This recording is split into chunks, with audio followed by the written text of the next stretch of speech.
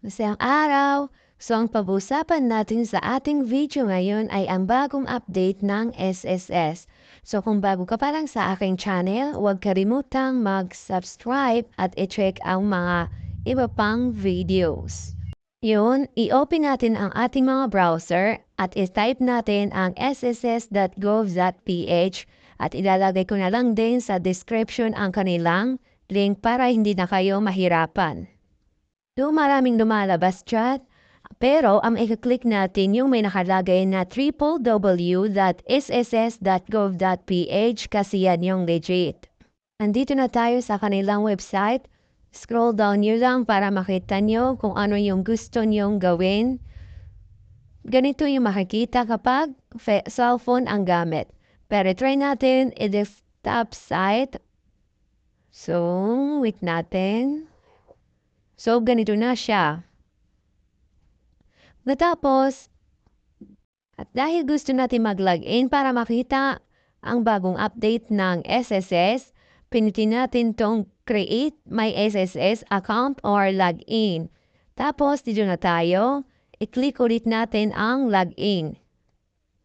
Dito naman, ilalagay lang natin ang ating mga user ID at password. So, kapag nalagay na natin, next naman dito ay ang bagong update ni SSS, ang paglalagay ng OTP. So, it means dapat active ang inyong mga SIM card na nakaregister sa inyong SSS portal kasi doon sila magsisend ng OTP. So, tulad nito, hintayin lang natin na mag-send sila ng OTP. Pag okay na, ilagay na natin dito. Then, click natin ang login. So, ayan, nagpa-processing na. Tapos, dito na tayo mapupunta sa ating mga portal. So, ang bumad sa atin itong data privacy notice. So, scroll down nyo lang, then i-click nyo ang next. So, pwede nyo na rin basahin ang mga data privacy, bagong update na data privacy ng SSS. So, pag-click natin ng I agree, dito naman tayo sa View Contribution. So, dyan makikita niyo sa baba, may pay contribution for PRN, generate PRN, at saka pay loans. Pwede rin dyan din i-generate ang kaniyang PRN. So, dito naman sa baba ang iba pa nilang mga service. So guys, explore nyo lang para makabisa ninyo ang bagong update ni SSS. So, nandyan sa baba yung services, apply for loan. So, nandyan yung mga iba't ibang klase ng loan. Para ma-check natin ang ating contribution, i-click lang ang view contribution. So, andito na tayo.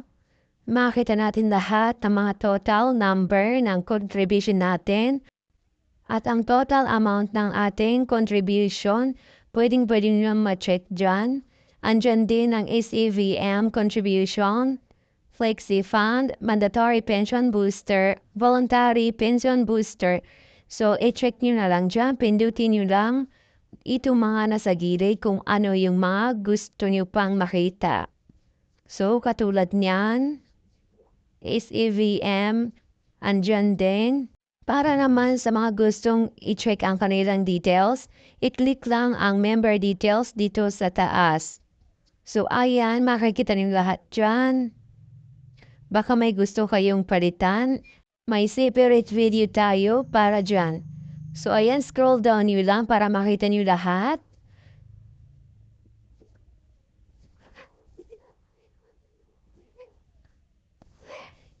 So, kapag wala kayong papalitan, okay na sa inyo yan.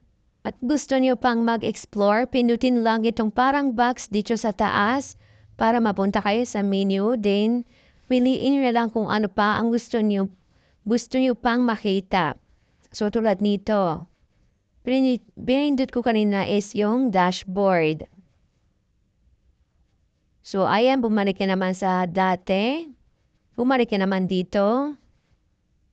So, kung gusto niyo pang mag-explore, pindutin lang ito nasa taas na 3 line.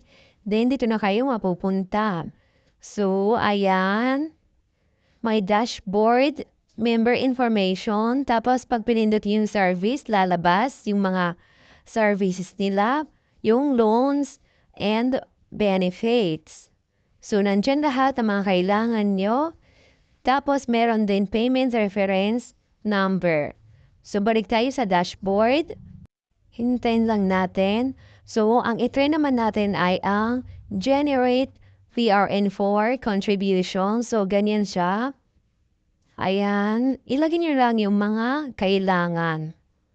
Tulad ng members employment, applicable date, and contribution selection pay, select pay.